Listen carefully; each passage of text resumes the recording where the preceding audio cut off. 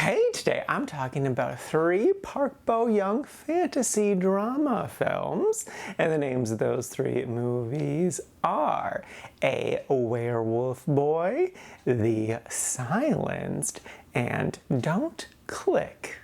First up is A Werewolf Boy. This is a 2012 film, and the basic premise is 47 years ago, this family moves out into the country because the eldest daughter is sick and she needs some of that good country air to fix stuff. But wouldn't you know it, there is this strange boy who can't talk and he's just living about there. So yeah, the family takes him in and learn about themselves and the boy along the way. And it's pretty dang solid. It's a classic story. It's like E.T. It's like The Shape of Water, but actually good. Like, it has all of those same classic beats of being afraid of each other at first, but also being like curious about each other, then learning to communicate, and then growing together, and eventually become very human-like, even though they do have more animalistic instincts. A little thing that I liked is that there wasn't really a romantic undertone. Like, yes, Park Bo-young was the one who initiated everything, but I don't think it's because she's like, ooh, this boy's cute. She never really addresses any of his attractiveness. It really feels more of like a maternal thing rather than a sexual sort of thing, which I think was the right choice to do. They really did the fantasy undertones really, really well, especially the look of the film felt like a fairy tale in all the best ways. And of course, it's not just her teaching the boy how to be a person, it's also the boy teaching her how to like relax and enjoy life and just chill.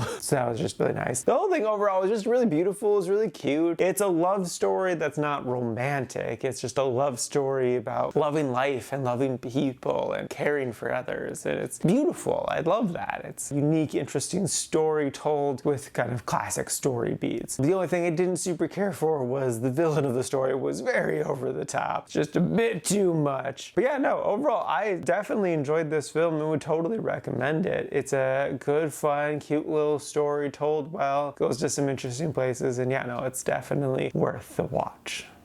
Next up is The Silenced. This is a 2015 film, and the basic premise is in the 1930s, when Japan was occupying Korea, there is this sort of boarding school place where parents will send their sick kids to theoretically get better, but they also just don't want to deal with them anymore. Things do seem pretty normal, but maybe there's something a little crazy going on. And yeah, no, it's a solid little film. I really enjoyed the setting. I thought it was an interesting take on boarding school shenanigans. The drama is so solid. A lot of it just deals with like trying to fit in this community while also desperately trying to get better, and like they're also kind of all competing to be the most healthy because the person who has made the biggest recovery gets to go to Tokyo. And then like there's also a student who mysteriously left right before the main character came here, so she's living in the shadow of that person. So like there's a lot of drama around there. But then on top of all of that, there's also this weird mystery thing that's going on that seems almost a little fantasy sci-fi-esque. Are these hallucinations or are these actual weird creepy things going on? Like, what's the deal? They do give answers and they're good. A little thing I loved is just how luscious the greenery looked. It made me want to go run through the forest. So yeah, that was nice. And then the horror elements definitely hit. This definitely leans into horror, and when they happen, they're really good. Same thing with the mystery. Well, like, I kind of would forget that the mystery was even happening because I was just so wrapped up in the drama, but then when we'd get little bits of that, I was like, ooh, that was good, that was satisfying. And so yeah, it was just a nice, solid little film that I would, again, totally recommend. I don't really have any complaints about it. It's just a nice little story that goes to some interesting places.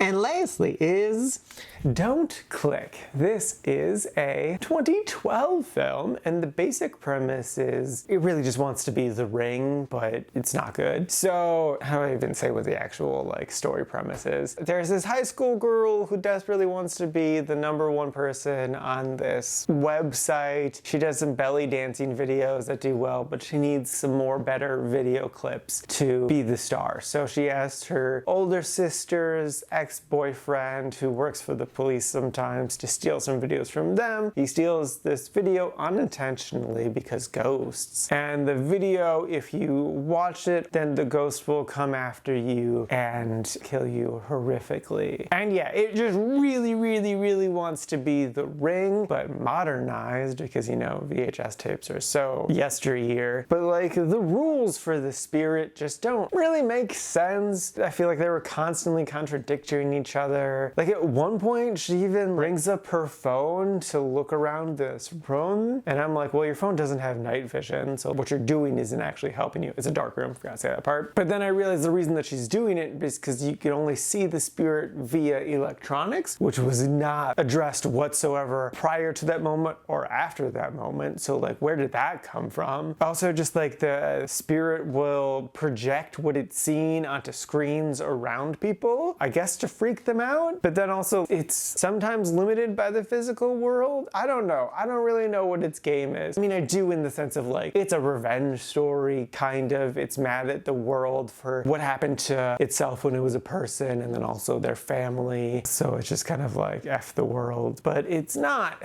good. It's such a mess of a film. I didn't dislike it, but I didn't like it either. It's a solid meh of a movie. I feel kind of bad ranking it there, but like, no, I didn't care for it. So would I recommend it? I mean, if you're intrigued, sure, go for it. Just go into it with lower expectations. Maybe there's something in there that you can latch onto and like more than me. I don't really care for it, and I wouldn't really recommend it. Alrighty, now for today's rankings. First up, we got A Werewolf Boy sitting at number 86 in the quite like section. And then after that is The Silence sitting at number 114, again in the quite like section. And then bringing up the rear, rightfully so, is Don't Click sitting at number 202 in the meh section. And this is out of a total of 237 old movies so far this year.